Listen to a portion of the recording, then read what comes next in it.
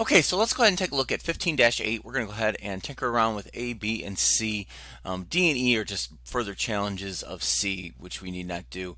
And F is kind of making your own thing, so we're not going to worry about that free play. So in A, we're going to use the visible block. So we haven't used the visible block yet. The visible block allows us to set a sprite to be visible or not visible, or you might say invisible, with code as opposed to simply just hiding it through other means like setting the size to 0. So if you go ahead and take a look at this one, we've got a balloon, and that balloon is going to eventually get so large, what they want to happen is for the pop sprite to be visible. So if we look at the animation tab, we can see that there is already a pop sprite there, but my balloon just keeps growing and growing, and that does not ever appear because it's not coded to appear.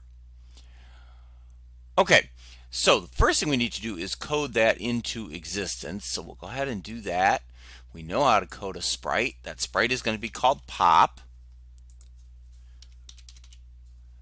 And that's going to be the animation called pop. And as you can see now, it's there. But the problem is the balloon that was there is no longer there, or at least we can't see it. So we want to go ahead and set this sprite to be invisible.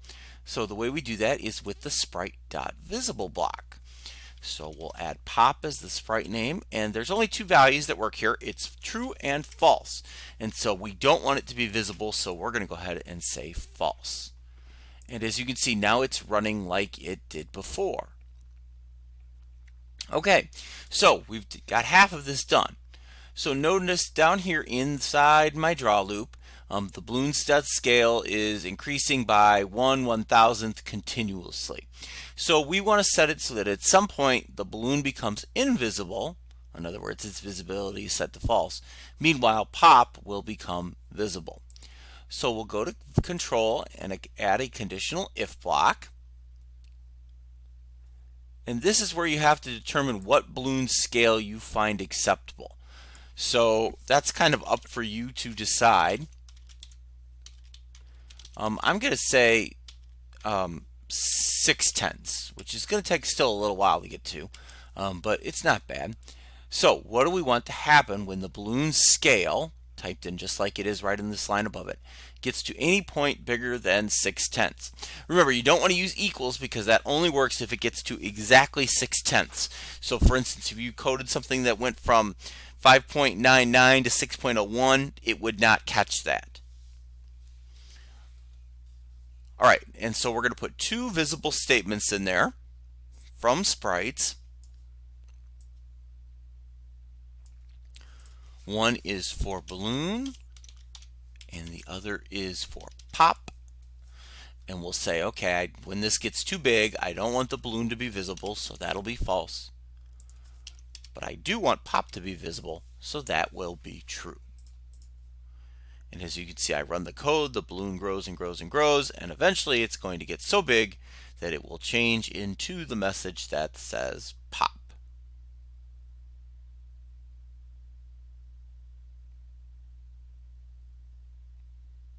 And there it is. Again, if you don't like that it happened so late, that it took so long, change the scale number. It doesn't have to be 6/10, it can be whatever you want it to be.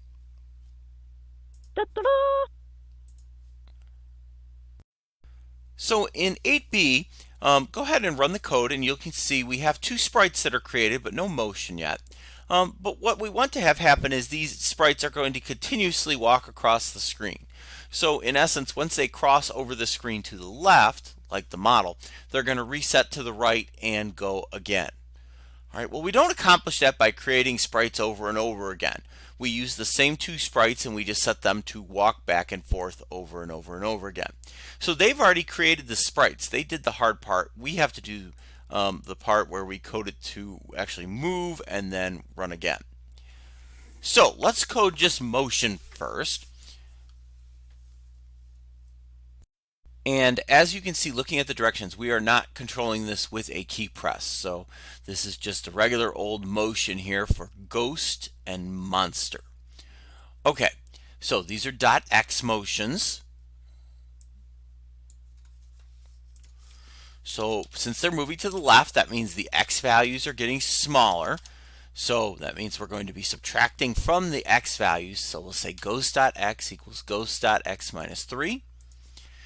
And we'll do the same thing for monster. Monster.x equals monster.x minus 3.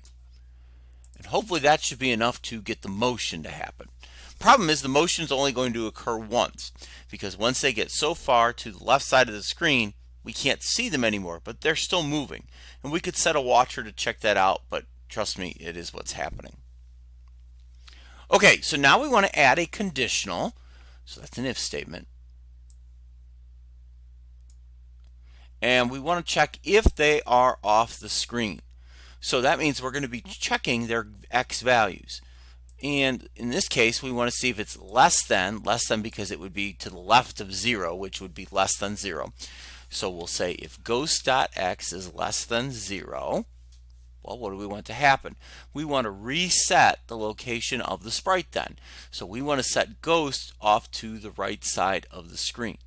So here we're going to be controlling the ghost.x. And so pick a value that's off the screen or to the far right of the screen. I'm going to say 420. And so what we should see now is they run to the left, and then the ghost will reset itself. Now you might be asking, why didn't the monster reset itself? I haven't coded it yet. All that we've coded is the ghost to reset. But what we're going to do for the monster is going to very nearly mimic what we just did there for ghost. So let's try it again. Another conditional if statement. Inside there, we're going to say monster.x less than 0. And then inside the if block itself, we'll say monster.x equals 420. So now both of them should reset to the right when they get off the screen, and we should see them moving continuously. Perfect. Okay, so let's check this last one out here, C. So here we've got our fish scene that we've worked with before. They've added some stuff though, and we want to go ahead and make 2 different fish move here, and then reset, of course, so they continue to swim across the screen and across the screen and across the screen. So let's code the blue and the orange fish. We could pick any 2 we want. So notice they're already coded into existence up top here, so we don't have to do that. What we have to do is program their motion and then program so that they reset. So let's program motion first.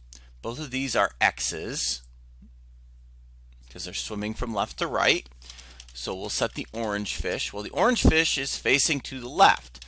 So we'll say orangefish.x minus, remember minus because the x values get smaller as we go to the left, whatever you want. And the blue fish, well, he's facing right, so we'll do plus for him. Again, because that's swimming to the right and the x values get larger as we go to the right. And so now we should have motion, but we have constant motion. So even though I no longer see the sprites, they are still swimming in their respective directions well off of the screen. So now we want to set them to wrap back. So as we saw here a moment ago, we'll do that with 2 if blocks. And so the orange fish is the one that swims to the left. So that one we're going to be checking if its x value is less than 0, because less than 0 is off the screen to the left. Meanwhile, for the blue fish, we're going to be checking if its x value is bigger than 400, because it's swimming to the right. Off the screen to the right would be a value bigger than 400. And then all we have to do is reset their x values once they get to that point.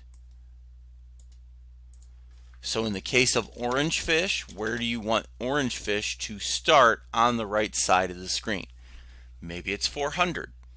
That would be the very right side. Maybe it's 430. Maybe you want it to start off the screen a little bit, which is again a tactic we use a lot in creating our games. Same idea for the blue fish, except blue fish starts to the right. So we could pick 0 there, or maybe something a little less, so it just starts off the screen to the left, something like -20. And if we've done this right, we should have continuous motion, and they should continue to cross the screen over and over and over again. All right, so take a moment and try and program Greenfish, and then come on back when you're done and check out your code. So two things you had to do here when programming Greenfish: you had to program its motion and write the conditional if statement. This is just like the one we did previously for Orangefish, just replace the name of the variable. And of course, this is the motion statement, again, very much like what we did for Orangefish. And congratulations, you reached the end of lesson 15.